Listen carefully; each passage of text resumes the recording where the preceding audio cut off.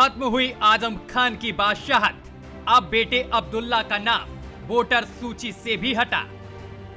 सपा के बड़े नेता आजम खान कभी कल्पना भी नहीं किए होंगे जिस राजनीति के वे बादशाह थे, अब वही राजनीति उनके लिए कलंक हो जाएगी। उत्तर प्रदेश की मौजूदा राजनीति में आजम खान ने सब कुछ खो दिया। अब राजनीति के नाम पर उनके पास कुछ भी नहीं है और ना ही उनके परिवार के पास ही।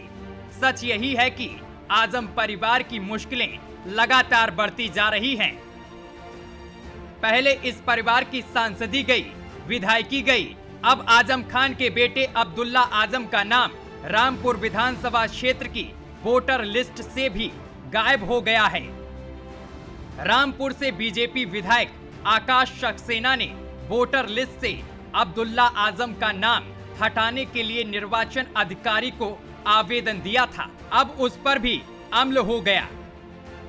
निर्वाचन अधिकारी ने कहा है कि अब्दुल्ला का नाम जल्द हटा दिया जाएगा।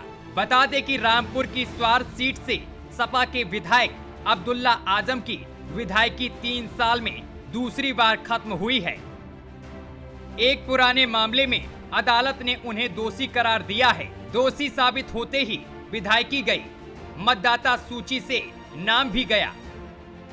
अदालत ने आजम खान और उनके बेटे अब्दुल्ला आजम को आईपीसी की धारा 341, 353 और आपराधिक कानून के तहत दोषी ठहराया है। इसी मामले में 7 अन्य को बरी भी किया गया है। आजम खान और उनके बेटा अब्दुल्ला आजम की राजनीति अब लगभग खत्म ही हो गई है। इस परिवार की सभी राजनीतिक किलाएं ढह सी गई हैं। रामपुर सीट चली गई, अब स्वार सीट से भी बेघर हो गए हैं। कहा जा रहा है कि स्वार सीट पर अब उपचुनाव में आजम परिवार के किसी आदमी को मैदान में उतार सकते हैं, लेकिन इसकी संभावना अब नहीं लगती। बीजेपी पहले ही रामपुर को अपने कब्जे में ले लिया है। वहां की जनता अब बीजेपी की हो गई है।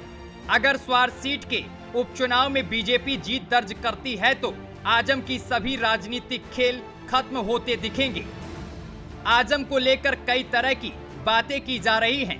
कुछ लोग यह कह रहे हैं कि आगामी चुनाव की चुनौतियों को देखते हुए बीजेपी और खासकर योगी सरकार आजम की राजनीति को खत्म करने पर तुली है। ऐसा हो भी सकता है, लेकिन कई जानकार यह भी कहते हैं कि राजनीतिक अपराध का दंड मिलने पर इतना तांडव क्यों है। हालांकि इसी तरह के कई मामले बीजेपी नेताओं पर भी दर्ज हैं, लेकिन उनकी राजनीति दौड़ रही है। योगी सरकार चुप है। Team news watch India.